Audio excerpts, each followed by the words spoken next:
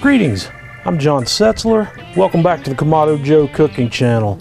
Today we are taking a request from Kamado Joe's own Bobby Brennan. It seems he went to Mexico recently and discovered an Italian dish that he really liked. So he said, John, let's cook this on the Joe. So today we're going to cook Osso Buco. So let's get started.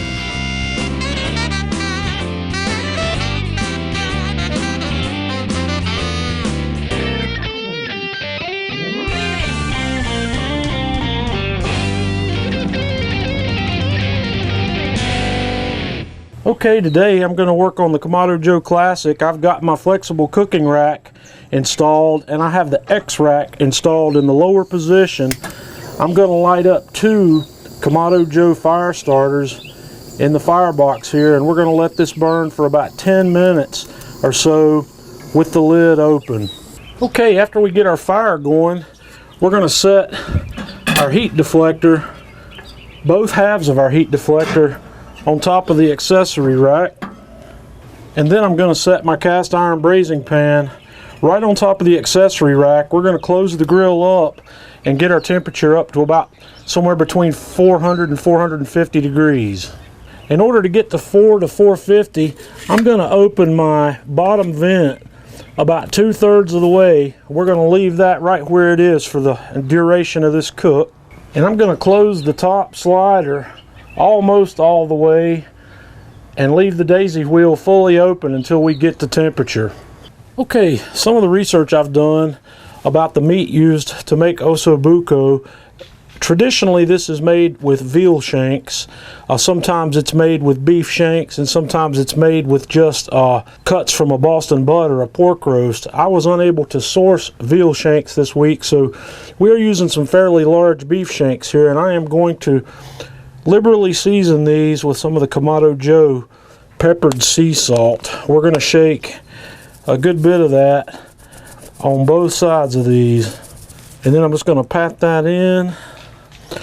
We're going to flip these guys over and hit the back side, and we're going to let those sit for 10 minutes. And the next thing we're going to do is dredge both of these guys in flour, and then we're going to get ready to put them on. Okay, I've given my pan adequate time to heat up here. We're going to put in about 1/4 cup or so of extra virgin olive oil. This helps if your grill's level. We're going to brown these on both sides for about 2 to 3 minutes per side. Okay, after these have browned for a couple of minutes, we're going to flip them over and let them brown on the other side. Okay, these guys have browned up nicely here, so the next thing we're going to do, we're going to set those aside, and then we're going to deglaze the pan here with about, I'd say 1.5 cups of white wine. We're going to give that a good stir around to knock everything loose in that pan, and we're going to let this wine reduce mostly. Actually, I'm going to put just a little bit more in there. We're going to let that reduce to about, 1/4 cup. After our wine's reduced a bit, I've got 1 fairly decent size onion that I've chopped up. We're going to dump that in. I've got 2 carrots that I've peeled and sliced, and I've got about 4 ribs of celery that I've cut down. We are going to sweat these guys down in here until they get soft. Okay, it looks like our veggies here have softened up nicely, so the next thing we're going to do is add about 1/4 cup of tomato paste, and we're going to mix that in really well. And after we get that tomato paste mixed in, we're just going to spread our veggies back out, and we're going to add our meat back right on top of that. And then we're going to add chicken broth to the pan, probably about like that. And next, we're going to put the cover on the pan. We're going to close the grill, And then we're going to close the lower vent completely. We're going to bring the temperature of the Kamado Joe back down to about 325 degrees. So I'm going to leave my vent closed until the temperature drops down to about that, and then we'll make vent adjustments to keep it there. We're going to braise this dish for 2.5 hours at about 300 to 325. About halfway through our braising process, I'm going to pop the lid, and we're going to add, I've got 2 cloves of minced garlic that I grated on my microplane grater, and we're going to add about a teaspoon or so of dried thyme. And then we're just going to put the lid back on this and let it continue to go.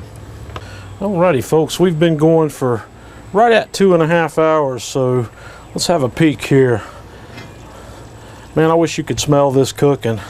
That smells outstanding. I can't wait to taste it. So we're going to take it off the grill and let it cool for just a few minutes, and I'll meet you inside. Okay, now's the time we've been waiting for. It's time to plate this up. I have cooked some yellow rice. We're going to serve this over a bed of yellow rice. You can serve this over pasta, rice, or whatever you like actually. So we're going to put some rice down. We're going to get one of these shanks, and you're going to have to be very careful with this coming out of the pan because it will want to fall apart.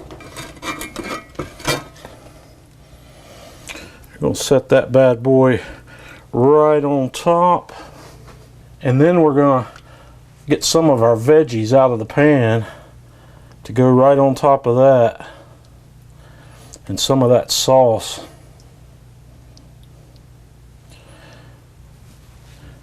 And then we're going to garnish it with a little bit of green onion. So man, I can't wait to taste this. Let's have a taste. Like I said, that meat just pulls apart. Let's have a little bit here. Talk about fall apart tender. That's what's for dinner. Until next time, it's John Setzler with Kamado Joe Cooking Channel.